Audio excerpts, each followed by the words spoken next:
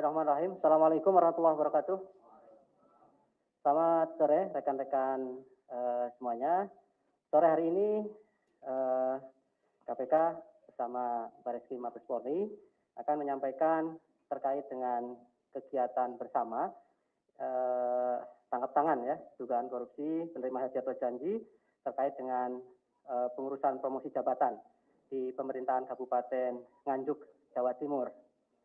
Karena ini adalah kegiatan bersama, maka acara sore hari ini juga dihadiri bersama, ya, selain pimpinan KPK, juga hadir Pak Kabar Eskrim dan juga Direktur Tindak Pidana Korupsi pada Bareskrim Polri.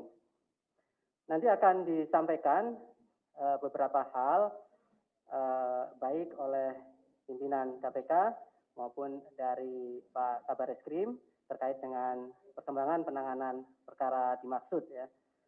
Seperti biasa, setelah itu juga nanti kami beri kesempatan pada rekan-rekan untuk bertanya lebih lanjut terkait dengan perkara ini. Jadi kita fokuskan pertanyaan sore hari ini hanya terkait dengan kegiatan tangkap tangan yang dilakukan antara KPK dan Bareskrim gitu ya. 3 orang penanya nanti kami beri kesempatan untuk 1 sesi, mengingat waktu sudah cukup sore untuk persiapan buka bersama, buka puasa. Baik, kami silahkan pimpinan Ibu Lili untuk menyampaikan beberapa poin terkait dengan kegiatan tangkap tangan yang dilakukan kerjasama antara Bareskrim dan KPK dimaksud. Kami silahkan Ibu. Terima kasih Mas Ali Fikri. Assalamualaikum warahmatullahi wabarakatuh. Selamat sore rekan-rekan jurnalis yang kami hormati Pak Kabar Eskrim, Pak Agus, Pak Joko, Pak Dirtipikor. Pada sore hari ini kami ingin menyampaikan beberapa pointer terkait kegiatan bersama tangkap tangan, tetapi nanti keterangan-keterangan lain akan ditambahkan oleh baik Pak Kabar Eskrim maupun juga oleh Pak Joko secara teknis. Kami yang menyampaikan bahwa kegiatan bersama tangkap tangan dugaan korupsi, penerimaan hadiah atau janji yang terkait dengan pengurusan promosi jabatan pada pemerintah Kabupaten Nganjuk di Jawa Timur.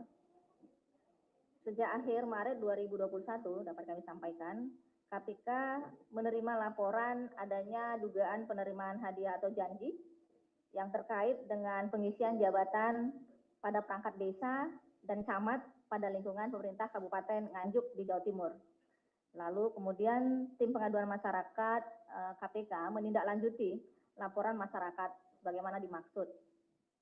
Lalu seterusnya, saat unit koordinasi dan supervisi penindakan KPK berkoordinasi dengan Direktorat Tindak Pidana Korupsi pada Bareskrim Polri, juga diperoleh informasi bahwa Bareskrim Mabes Polri juga menerima laporan pengaduan masyarakat yang sama terkait hal tersebut di atas.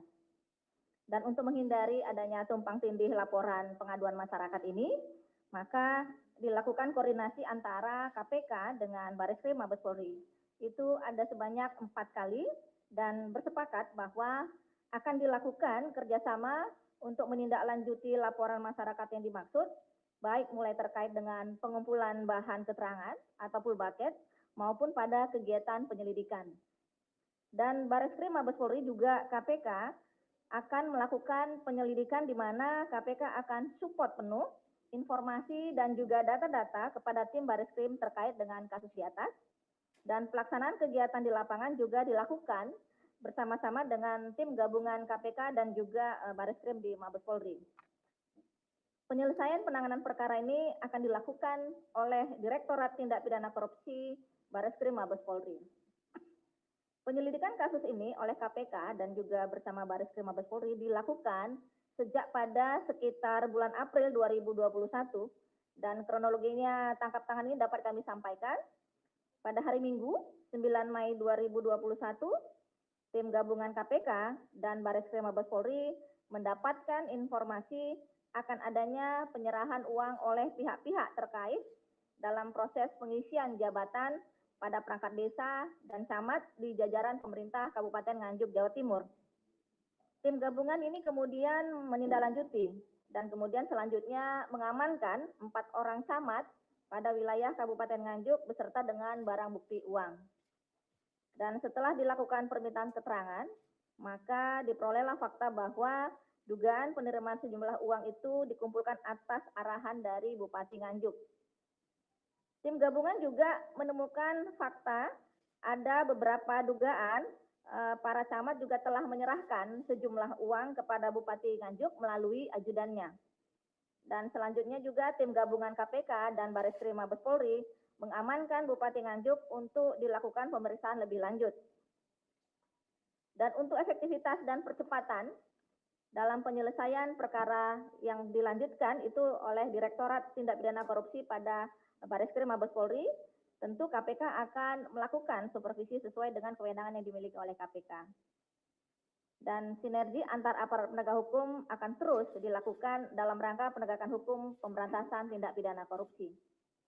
Perkara ini tentu menjadi pengingat sekaligus juga peringatan kepada seluruh kepala daerah yang merupakan penanggung jawab anggaran di daerahnya untuk terus melaksanakan tugasnya dengan penuh integritas sebab KPK dan Polri juga akan tetap dan terus berkomitmen bersinergi memberantas korupsi hingga ke akarnya hingga negeri ini bebas dari korupsi. Demikian yang kami sampaikan. Nanti kemudian berikutnya Pak Agus dan Pak Joko, silakan. Billahi taufiq wal hidayah. Assalamualaikum warahmatullahi wabarakatuh. Assalamualaikum warahmatullahi wabarakatuh.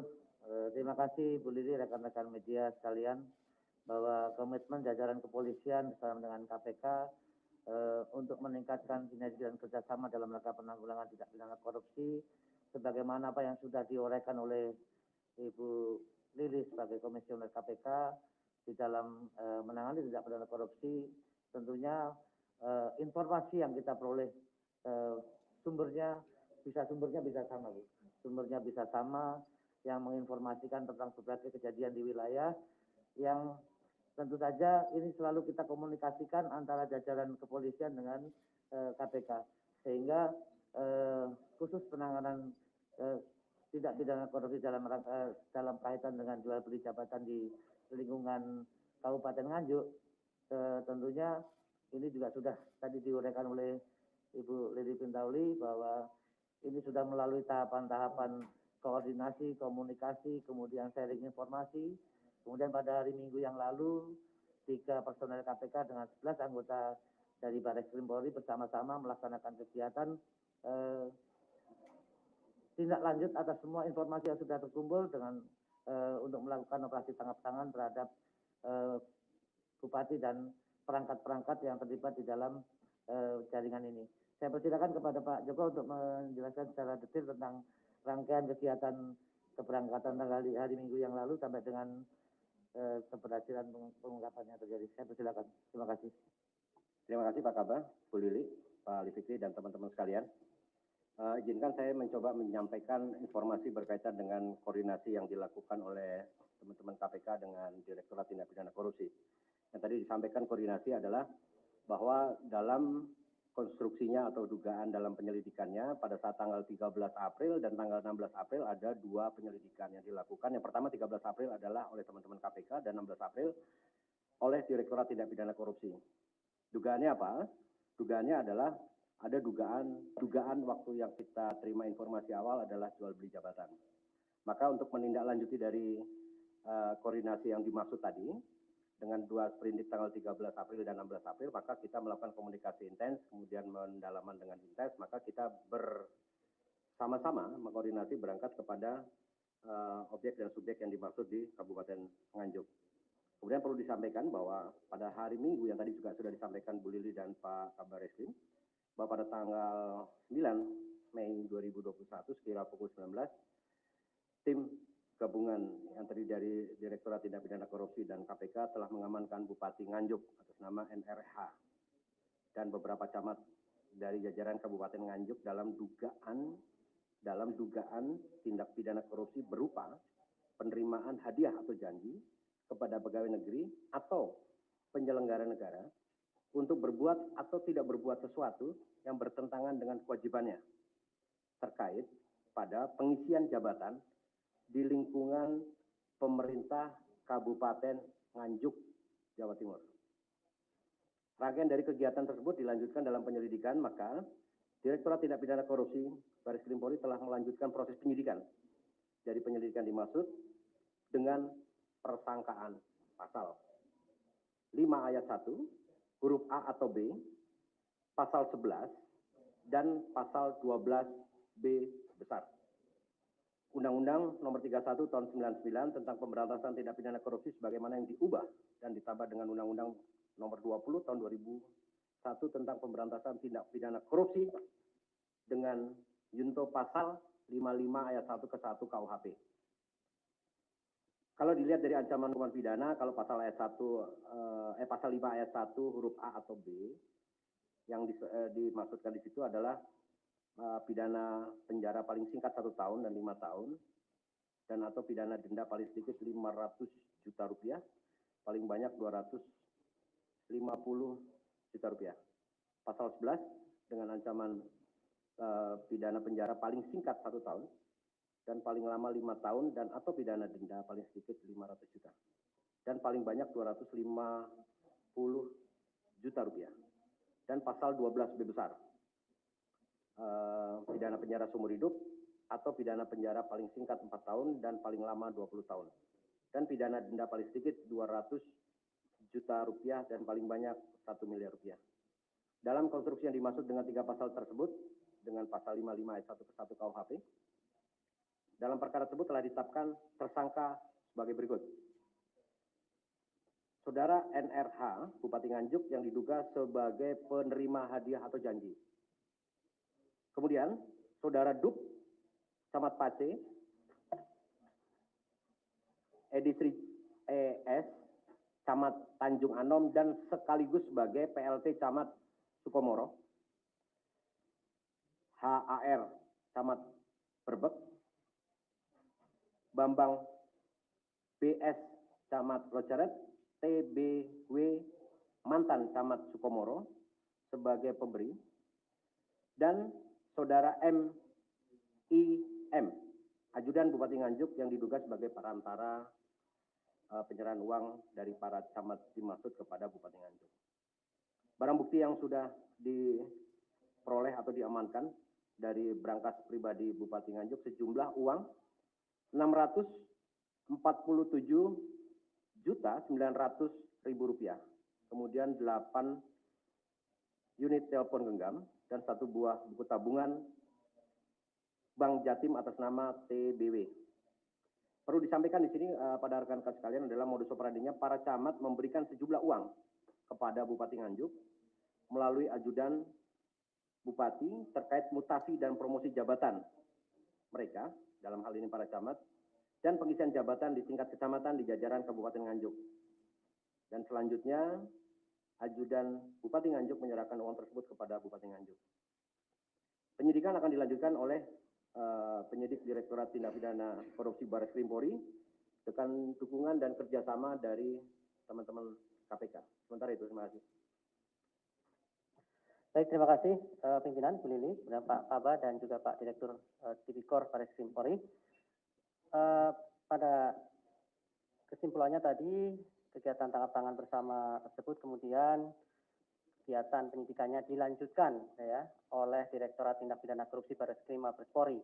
Jadi dilanjutkan, bukan diserahkan ataupun diambil alih gitu ya, tetapi adalah dilanjutkan karena memang dari awal ini merupakan kerjasama antara KPK dan Barreskrim dengan menetapkan 7 orang sebagai tersangka.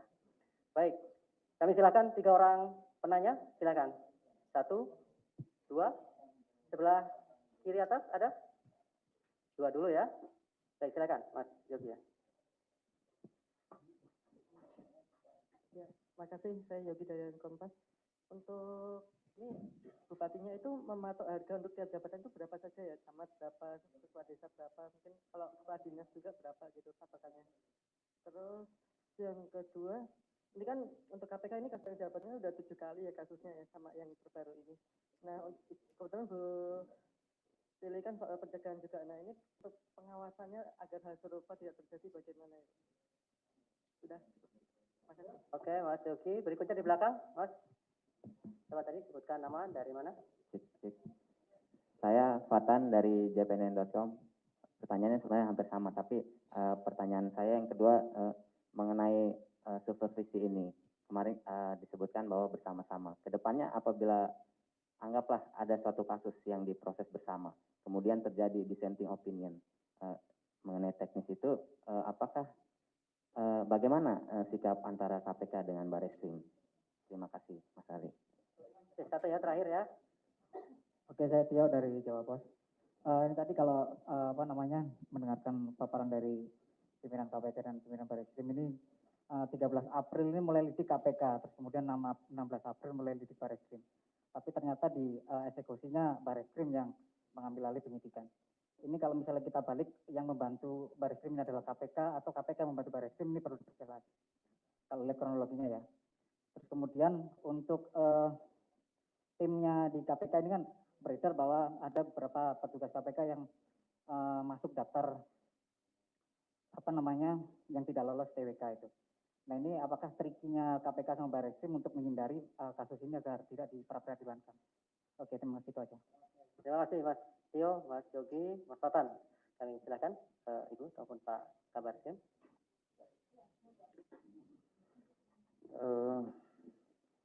Kalau kaitan kenapa penanganan perkara yang dilanjutkan ke Barreskrim, sebenarnya bahwa awalnya informasi ini Jumat ini sudah masuk sebelumnya. Kemudian dari KPK mengeluarkan sprinditik tanggal 13, kami kebetulan mengeluarkan sprinditik tanggal 16. Kemudian dari hasil komunikasi dan koordinasi, ternyata bahwa saksi-saksi dan dokumen-dokumen pendukung yang dimiliki oleh kami, menurut Satgas yang melaksanakan koordinasi bahwa bobotnya lebih tinggi, sehingga pada saat itu secara intens dilakukan komunikasi dan diputuskan untuk Barreskrim yang dikedepankan. Ini juga semangatnya adalah semangat koordinasi dan kerjasama yang memang terbangun sejak kami menjadi Kabareskrim. Kami juga koordinasi di KPK, kemudian sepakat untuk meningkatkan kerjasama dalam rangka penanggulangan tindak pidana korupsi. Kemudian tidak ada kaitan yang lain. Dari informasi penyidik tadi untuk di level perangkat desa itu antara 10 sampai 15 juta. Kemudian untuk jabatan di atas itu sementara yang kita dapat informasi 150 juta, kemungkinan ada atas lagi. Ini kan masih awal, nanti akan kita lakukan pendalaman dan pengembangan. Mudah-mudahan dari hasil penyidikan kita akan mendapatkan informasi yang lebih lengkap. Hasil selama ini praktek jual beli jabatan di lingkungan Kabupaten Nganjuk ini seperti apa? Kalau tadi informasinya hampir semua desa itu perangkat desanya juga melakukan pembayaran, jadi kemungkinan untuk jabatan-jabatan lain juga mendapat perlakuan yang sama. Ini kira-kira gitu yang dapat kami sampaikan. Ya, terima kasih. Saya tambahkan buat Mas Fatan, Mas Tio, dan juga Mas Yogi bahwa sebenarnya peran pengawasan juga kan ada 8 intervensi area dari teman-teman pencegahan ya. Jadi salah satunya memang soal bagaimana rekrutmen, bagaimana mutasi dan rotasi. Nah, tentu kegiatan-kegiatan ini juga akan kami pastikan kepada teman-teman Korsub yang berada di wilayah Jawa Timur. Jadi memang ketika ada kasus yang berhubungan dengan penindakan, maka teman-teman di pencegahan memang akan intens masuk. Di mana kekeliruan itu? Saya juga belum punya catatan apakah Kabupaten Nganjuk dengan 8 NCP yang dilakukan monitor oleh KPK, mereka punya grade yang baik apa tidak gitu. Jadi saya belum ngecek seluruhnya, Mas Yogi. Dan kemudian karena ini kasusnya berawal dari koordinasi, jadi bukan supervisi, karena sifatnya kalau supervisi sekarang, kita ada penetapan di pimpinan, di kita semua untuk menentukan bahwa ini kasus di supervisi. Tetapi ini lebih pada koordinasi, jadi saling mendukung, saling support data, dan kemudian bagi kami bahwa ke depannya kita juga akan memastikan kasus ini berjalan. Nah, kalau soal dissenting opinion, saya pikir ini tidak akan ada terjadi karena masing-masing akan melakukan koordinasi di internal, dan ini tidak satu kali. Jadi tadi kalau untuk kasus Nganjuk ini ada 4 kali ya, Pak Kabareskrim kita lakukan, dan ini saling melihat mana yang saling melengkapi datanya. Dan Kabareskrim apakah membantu atau KPK membantu, keduanya saling bantu, saling dukung data, saling support tenaga, dan kemudian kita berpikir bahwa ini karena Kabupaten Nganjuk, kenapa tidak berada di sana, misalnya tidak usah KPK karena pembiayaan sangat mahal dan seterusnya, apalagi soal jual beli jabatan mulai tingkat desa sampai tingkat kecamatan. Nah, tadi sudah dijelaskan oleh Pak Joko dan Pak Agus tentang jumlah uang yang ternyata diambil dan bervariasi untuk itu. Dan ini tidak ada urusannya dengan berhubungan dengan soal pegawai tadi. Jadi ini memang benar-benar karena kasusnya bersamaan laporan pengaduan lalu kita lihat walaupun berbeda sprindik, tetapi ternyata kita melihat ini kita bisa mensupport Bareskrim, kenapa tidak ini kita lakukan? Dan ini koordinasi yang dimaknai oleh kita bersama. Saya pikir itu teman-teman. Makasih. Baik, terima kasih. Ada tambahan Pak? Cukup? Cukup ya? Sudah ya? Oke.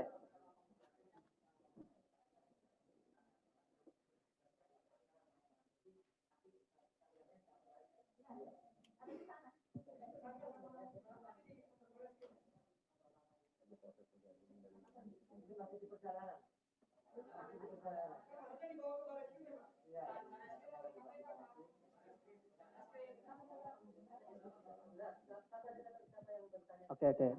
Jadi begini, mohon maaf teman-teman ya saya wakili. Enggak, ini kan kalau kita tadi lihat berarti ini kan ditangani Bareskrim, artinya standar yang dipakai adalah standar Bareskrim. Kalau biasa di KPK itu kan pas konteks ini ada tersangka sama barang buktinya gitu Pak. Dan ini kan nggak ada. Nah kira-kira barang bukti sama tersangkanya mau nyampe di Bareskrim itu kapan dan kira-kira apakah akan sama juga gitu nanti perlakuannya dengan. Baik, terima kasih pertanyaannya teman-teman sekalian. Tadi kalau dibilang standar Bareskrim karena standar KPK sebenarnya sama, beracaranya juga sama. Jadi informasi yang bisa saya sampaikan kepada rekan-rekan sekalian bahwa sekarang teman-teman yang ada di sana, teman-teman dari Direktorat Tindak Pidana Korupsi Bareskrim Polri yang sedang berada di Nganjuk, kita dalam proses pergeseran. Karena sekarang kan teman-teman tahu pesawat sama kereta api nggak ada, jadi kita melihat darat dan safety itu yang pertama. Safety yang pertama, dan kami juga tetap nanti saya izin dengan Pak Kabah, kami akan menginformasikan pada saat rombongan dari ataupun tim yang ada di Nganjuk dengan membawa tersangka dan barang bukti akan merapat.